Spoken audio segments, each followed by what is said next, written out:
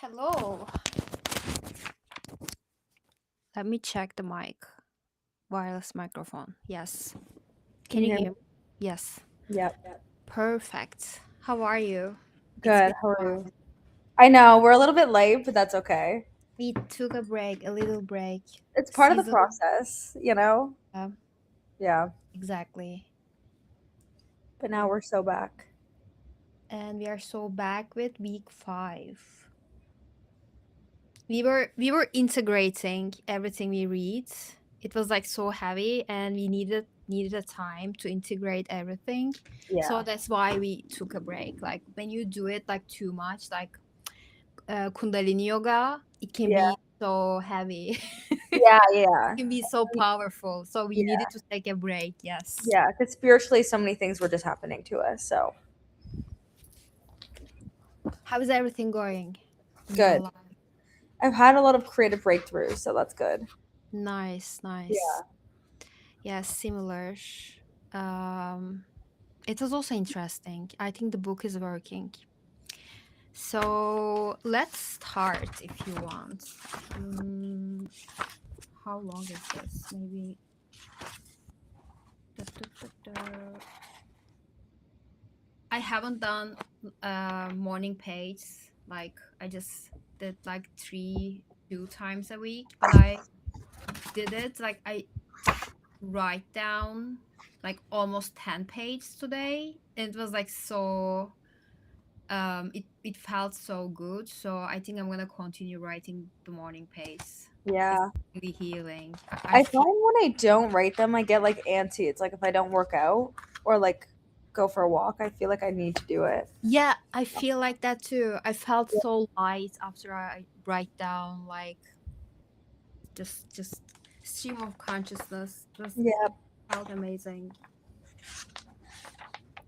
Do you want to start or should I start? Is this a long chapter? Mm-mm-mm-mm. No. The virtue trap. I can start and you can take Yeah. the virtue trap. It's not that long, it's the same. It's like almost all of them the same. Okay, week 5. Recovering self of sense of possibility. This week, you are being asked to examine your payoffs in remaining stock. You will explore how you curtail your own possibilities by placing limits on the good you can receive. You will examine the cost of setting for appearing good instead of being authentic. You may find yourself thinking about radical change, no longer ruling out your growth by making others the cause of your constriction. Limits. One of the chief barriers to accepting God's generosity is limited notion of what we are in fact able to accomplish. We may tune into the voice of the creator within, hear a message, and then discount it as crazy or impossible. On the one hand, we may take ourselves very seriously and don't want to look like idiots pursuing some patently grandiose scheme. On the other hand, we don't take ourselves or God seriously enough, and so we define as grandiose many schemes that, with God's help, may fall well within our grasp. Remembering that God is my source, we are in the spiritual position of having an unlimited bank account. Most of us never consider how powerful the Creator really is. Instead, we draw very limited amounts of power available to us. We decide how powerful God is for us. We unconsciously set a limit on how much God can give us or help us. We are stingy with ourselves, and if we receive a gift beyond our imagining, we often send it back. Some of you may be thinking that this sounds like the magic wand chapter. I pray and presto. Sometimes that is how it feels. More often, what we are talking about seems to be conscious partnerships in which we work along slowly and gradually, clearing away the wreckage of our negative patterning, clarifying the vision of what it is we want, learning to accept small pieces of that vision from whatever source, and then one day, presto, The vision seems to suddenly be in place. In other words, pray to catch the bus and then run as fast as you can.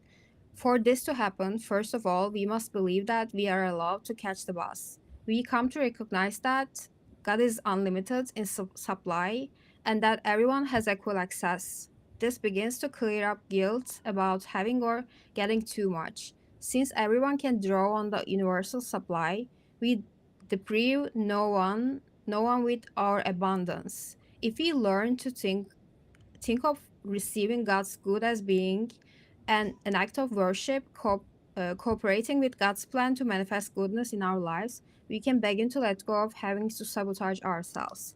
One reason we are miserly with ourselves is scarcity thinking. We don't want our luck to run out. We don't want to overspend our spiritual abundance. Again, we are limiting our flow by anthropomorphizing anthropomorphizing anthropomorphizing God, it's you. anthropomorphizing God into a capricious parent figure, remembering that God is our source and energy flow that likes to extend itself. We become more able to tap our creative power effectively. God has lots of money. God has lots of movie ideas, novel ideas, poems, songs, paintings, acting jobs. God has a supply of loves, friends, houses that are available to us. By listening to the Creator within, we are led to our right path. On that path, we find friends, lovers, money, and meaningful work.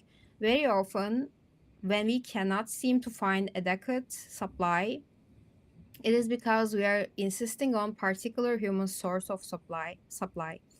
We must learn to let the flow manifest itself where it will, not where we will it. Kara, a writer, spent far longer than she should remaining in an abusive agent relationship because she thought it would be creative suicide to sever that professional tie. The relationship was plagued with evasions, half truths, delays. Kara hanging afraid to let go of her agent's prestige. Finally, after a particularly abusive phone call, Kara wrote a letter severing the relationship. She felt as if she had just jumped into outer space. When her husband came to house, she tearfully told him how she sabotaged her career. He listened and then said, "A week ago I was in this bookstore and the owner asked me if you had a good agent. He gave me this woman's name and number. Call her." Tearfully, Kara acquiesced. She got on her phone and connected immediately to the new agent's sensibility. They have been working together very successfully ever since. To my eye, this is a story not only synchronicity but also right dependence on universe as source.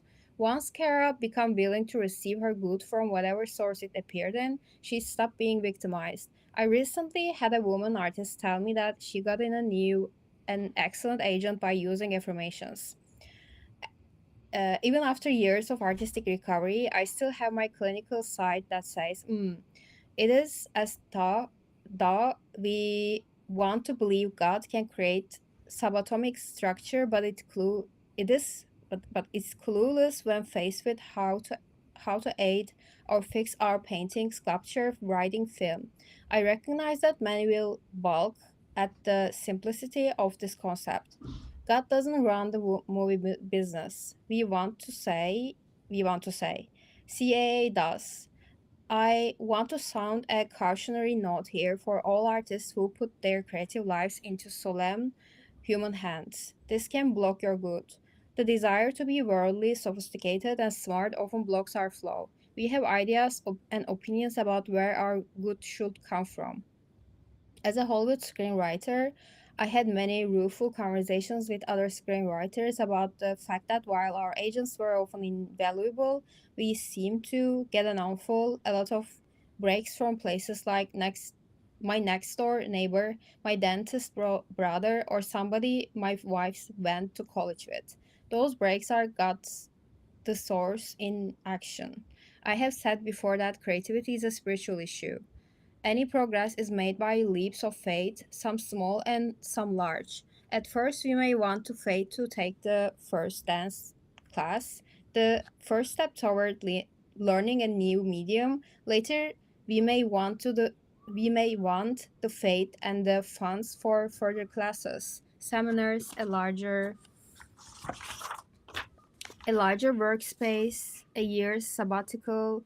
Later still, we may conceive an idea for a book, an artist collective, gallery space. As each idea comes to us, we must, in good faith, clear away our inner barriers to acting on it. And then, on an outer level, take the concrete steps necessary to trigger our synchronous good.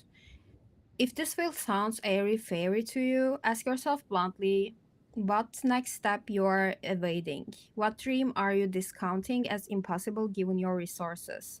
What payoff are you getting for remaining stuck at this point in your expansion? God as my source is a simple but completely effective plan for living. It removes negative dependency and anxiety from our lives by assuring us that God will provide. Our job is to listen for how. One way we listen is by writing our morning page. At night before we fall asleep, we can list areas in which we need guidance. In the morning, writing on these same topics, we find ourselves seeing previously unseen avenues of approach. Experiment with this two-step process. Ask for answers in the evening, listen for the answers in the morning. Be open to all help. Finding the river. For 4 weeks now, we have been excavating our consciousness. We have seen how often we think negatively and fearfully, how frightening it has been for us to begin to believe that there might be a right place for us that we could attain by listening our creative voice and following its guidance.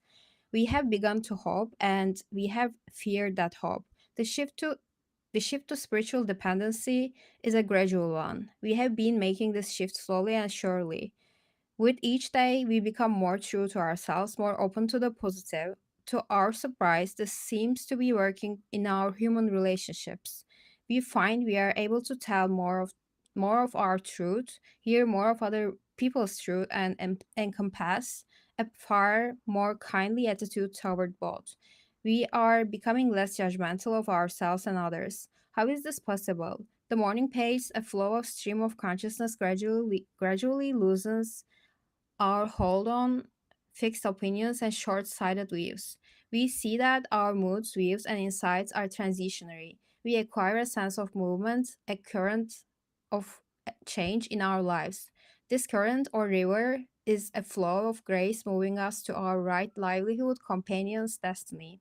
Dependence on the Creator which within is really freedom from all other dependencies. Paradoxically,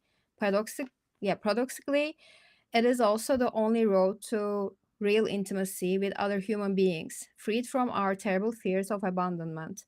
We are able to live with more spontaneity, freed from our constant demands for more and more reassurance. Our fellows are able to love us back without feeling so burdened. As we have listened to our artist child within, it has begun to feel more and more safe. Feeling safe, it speaks a little louder. Even on our worst days, a small positive voice says, "You could still do this," or "It might be fun to do that." Most of us find that as we work with the morning pace, we are rendered less rigid than we were. Recovery is the process of finding the river and saying yes to its flow, rapids and all. We startle ourselves by saying yes instead of no to opportunities. As we begin to pry ourselves loose from our old self concepts, we find that our new emerging self may enjoy all sorts of bizarre adventures. Michelle, a hard driving, dressed for success lawyer, enrolled in flamenco dancing lessons and loved them. Her house, formerly a sleek, carrier's high tech showcase, suddenly began filling up with lush plants, plum pillows, sensuous incense, tropical colors bloomed on the once white walls. For the first time in years, she allowed herself to cook a little and then to sieve again. She was still successful lawyer, but her life took on a rounded shape. She loved more, looked prettier. I can't believe I'm doing this, she would announce with delight as she launched into some new venture. And then I can't believe I didn't do this sooner. By holding lightly to an attitude of gentle exploration, we can begin to lean into creative expansion. By replacing no way with maybe, we open the door to mystery and to magic. This newly positive attitude is the beginning of trust. We are starting to look for the silver lining in what appears to be adversity. Most of us find that as we work with the morning pace, we begin to treat ourselves more gently. Feeling less desperate, we are less harsh with ourselves and with others. This compassion is one of the first fruits of aligning our creativity with its creator. As we come to trust and love our internal guide, we lose our fear of intimacy because we are no longer confuse our intimate others with the higher power we are coming to know. In short, we are learning to give up idolatry, the worshipful dependency on any person, place, or thing. Instead, we place our dependency on the source itself. The source meets our needs through people, places, and things. This concept is a very hard one for most of us to really credit. We tend to believe we must go out and shake a few trees to make things happen. I will not deny that shaking a few trees is good for us. In fact, I believe it is necessary. I call it doing the footwork. I want to say, however, that while the footwork is necessary, I have seldom seen it pay off in a linear fashion. It seems to work more like we shake the apple tree and then the universe delivers all oranges. Time and again, I've seen recovering creative do the footwork of becoming internally clear and focused about dreams and delights, take a few outwards steps in the direction of the dream, only to have the universe fling open an unsuspected door. One of the central tasks of creative recovery is learning to accept this generosity. Type shit. Type shit. Do you want me to continue? Yes. Okay. The virtue trap. An artist must have downtime, time to do nothing. Defending our right to take such time takes courage, conviction, and resiliency. Such time, space, and quiet will strike our family and friends as withdrawal from them. It is. For an artist, withdrawal is necessary. Without it, the artist in us feels vexed, angry, and out of sorts. If such deprivation continues, our artists become sullen, depressed, hostile. We eventually become like cornered animals, snarling at our family and friends to leave us alone and stop making unreasonable demands. We are the ones making unreasonable demands. We expect our artist to be able to function without giving it what it needs to do so. An artist requires the upkeep of creative solitude. An artist requires the healing of alone time. Without this period of recharging, our artist becomes depleted. Over time, it becomes something worse than out of sorts. Death threats are issued. In the early stages, these death threats are issued to our intimates. I could kill you when you interrupt me. Woe to the spouse who doesn't take the hint. Woe to the helpless child who doesn't give you solitude. You're making me very angry. Over time, our warnings are ignored when we deem to stay in whatever circumstance, marriage, job, finance, requires threats of warnings. Homicide gives way to suicide. I want to kill myself replaces I could murder you. What's the use? Replaces our feelings of joy and satisfaction. We may go through the actions of continuing our life. We may even continue to produce creatively, but we are leeching blood from ourselves, vampirizing our souls. In short, we are on the treadmill of virtuous production, and we are caught. We are caught in the virtue trap. There are powerful payoffs that are found in staying stuck and deferring the nurturing of your sense of self. For many creatives, they believe that they must be nice and worry about what will happen with their friends, family, mate if they dare to do what really constitutes a powerful reason for non-action. A man who works in a busy office may crave and need the retreat of solitude. Nothing would serve him better than a vacation alone, but he thinks that's selfish, so he doesn't do it. It would be nice. It wouldn't be nice to his wife. A woman with two small children wants to take a pottery class. It conflicts with some of her son's little league practices, and she wouldn't be able to attend as a faithful audience. She cancels pottery and plays the good mother, seething on the sidelines with resentment. A young father with serious interest in photography yearns for a place in the home to pursue his interests. The installation of a modest family darkroom would require dipping into savings and deferring the purchase of a new couch. The darkroom doesn't get set up, but the new couch does. Many recovering creatives sabotage themselves more frequently by making nice. There is tremendous cost to such aristas virtue. Many of us have made the virtue of deprivation. We have embraced a long suffering artistic anorexia as a martyr's cross. We have used it to feed a false sense of spirituality grounded in being good, meaning superior. I call this seductive faux spirituality in the virtue trap. Spirituality has often become misused as a route to an unloving solitude, a stance where we proclaim ourselves above our human nature. The spiritual superiority is really only one form of denial. For an artist, virtue can be deadly. The urge towards respectability and maturity can be stultifying and even fatal. We strive to be good, to be nice, to be helpful, to be unselfish. We want to be generous of service of the world, but what we really want is to be left alone. When we can't get others to leave us alone, we eventually abandon ourselves. To others, we may look like we're there. We may act like we're there, but our true self has gone to the ground. What's left is a shell of our whole self. It stays because it's caught. It's listless circus animal prodded into performing. It does its tricks. It goes through its routine. It earns its applause. But all of the hoopla falls deaf on ears.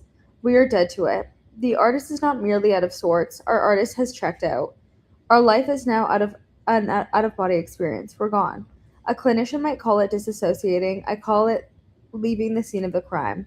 Come out, wherever you are, we wheedle, but our creative self no longer trusts us. Why should it? We sold it out. Afraid to appear selfish, we lose ourselves, we become self destructive. This is self murder it because this is self murder, something we seek passively, then consciously acting it out. We are often blind to its poisonous grip on us.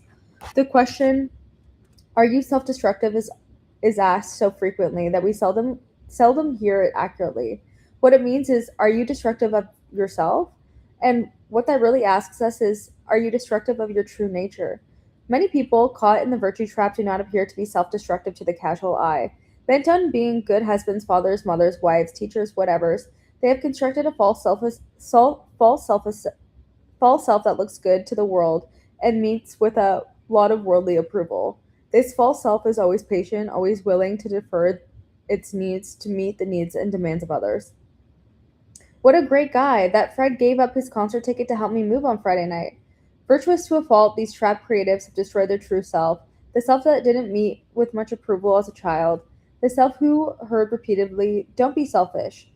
The true self of disturbing character, healthy and occasionally anarchist, who knows how to play, how to say no to others and yes to itself.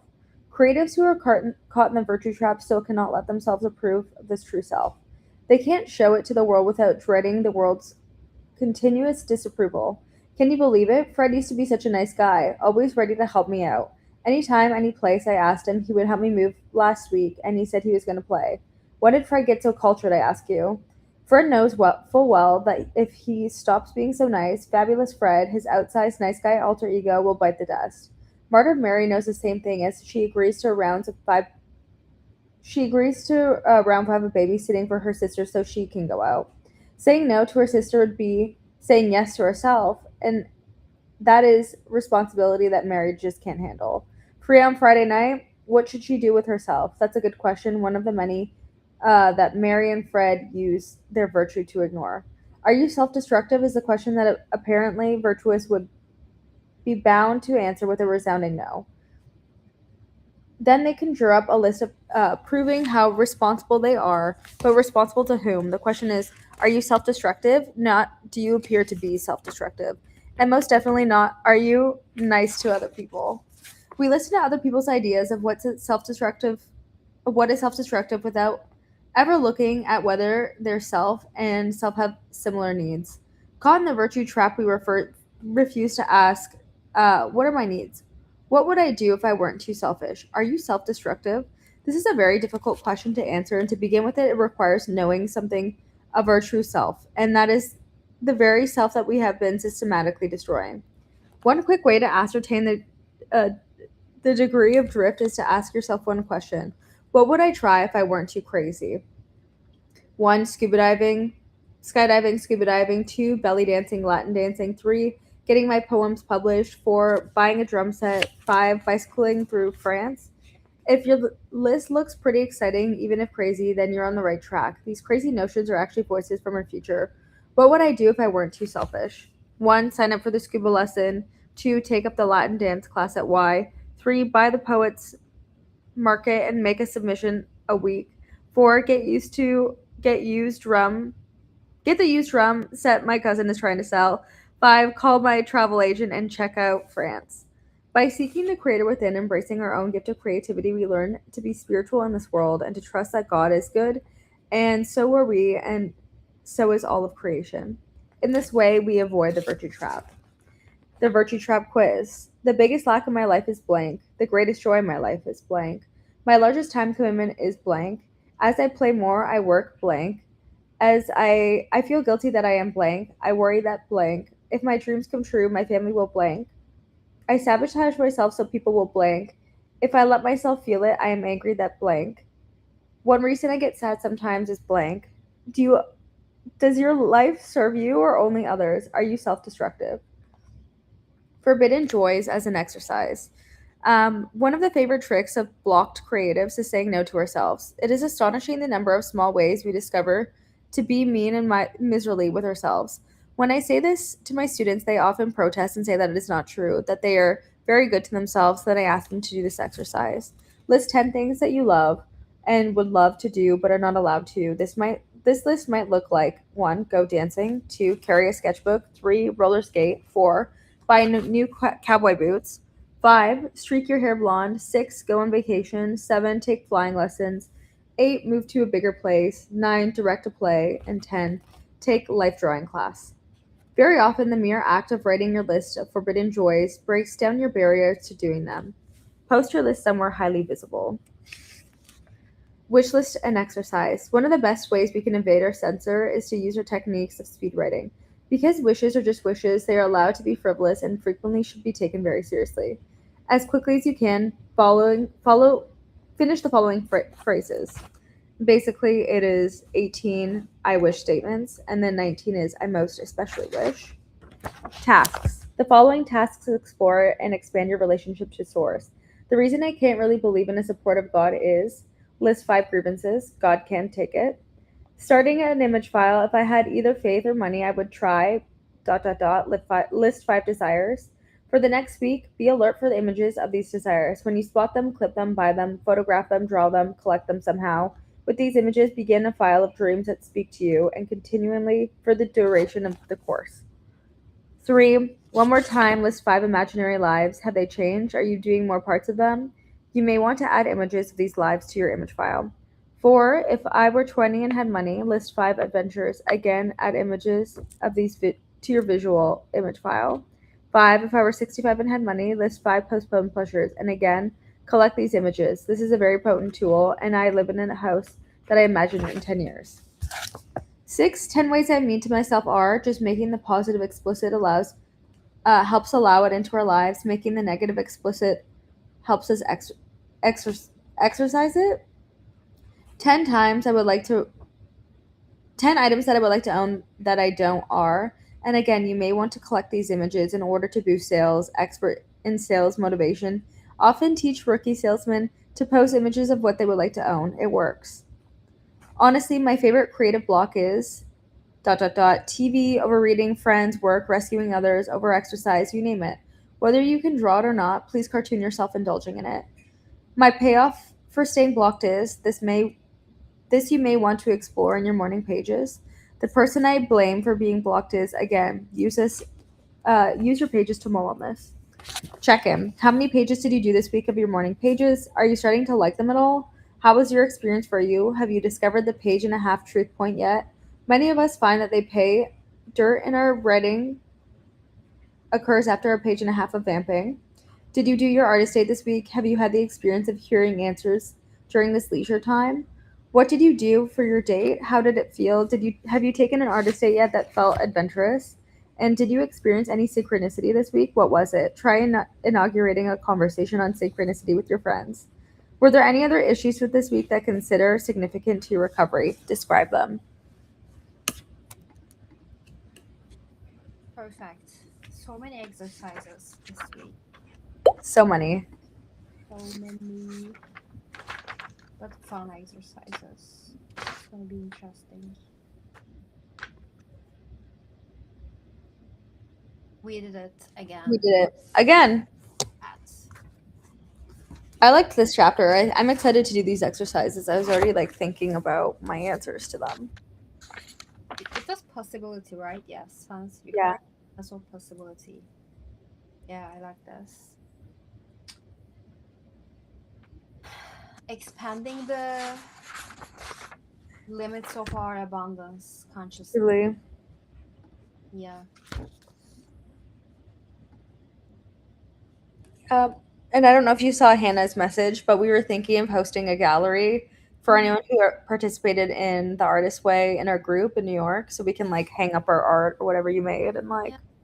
We can even make it like a vibe coded page, Yeah, like a canvas. and just like everyone posts their pictures of what they made and dump it in.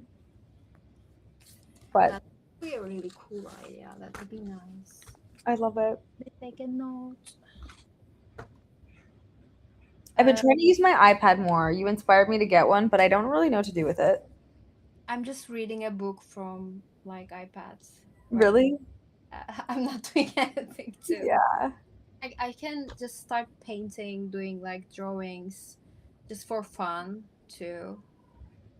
Maybe we can do, if everyone has an iPad, they can do it on their iPads. Yeah. Or an iPad drawing. Let me check the message again.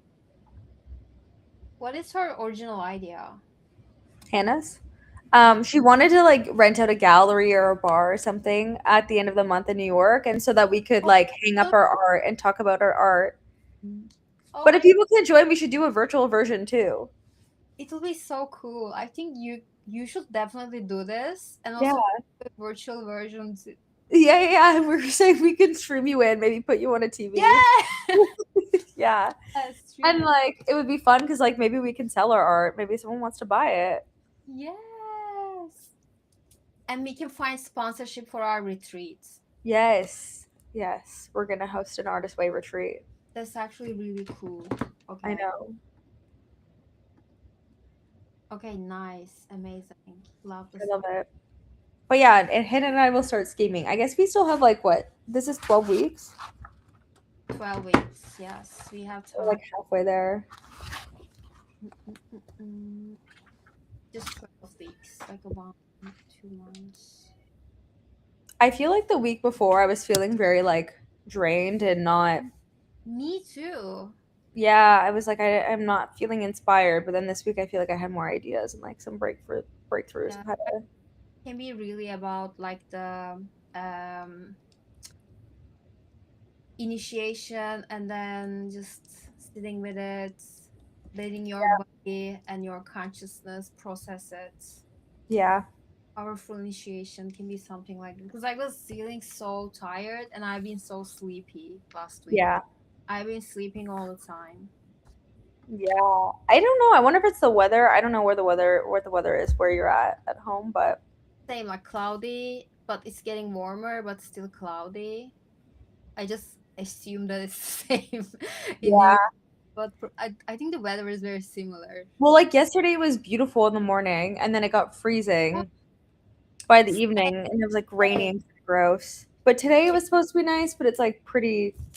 You can kind of see it's like same. Pretty cloudy out. It's not very nice, but it starts raining, and then sometimes it's getting more cold at night, or sometimes it's getting warmer at night. Suddenly, it's very weird. It's very strange. Yeah.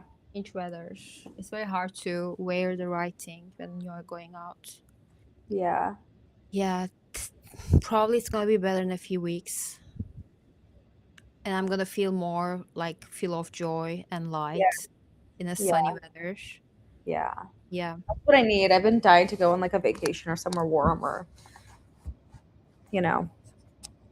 Yeah, I just want the city to be warmer so that I can go out more. But right Mm. now, I feel like I'm forcing myself to go out and see people. Like I'm really forcing myself. Yeah, but maybe this is when you say no and you stay in and Uh, recharge. Yeah, I did that like last week. I was like mostly at home and it was nice, but I was so sleepy. I was like sleeping most of the time. Yeah. I don't know why, but it can be allergy too. I'm really, really allergic. Mm. But it was strange. I even talked with my friends. They were all very sleepy too. Maybe it's about like the astrological things or I don't know what's going on. Mhm. But yeah, it was strange. I feel more energized and charged for this week. Yeah, me too.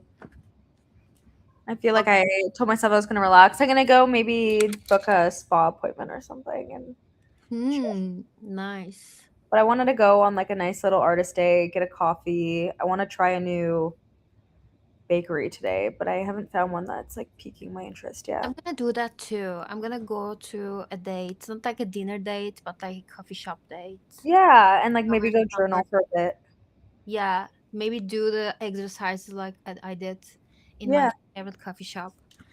Okay, I'll do that. yeah. Do you want That's to do the stream next week on Wednesday, or we can just arrange it on the go if you want? If you want. I can do Wednesday if you want to do Wednesday. Okay, Wednesday. We can continue doing it on Wednesday. Psychologically prepare ourselves.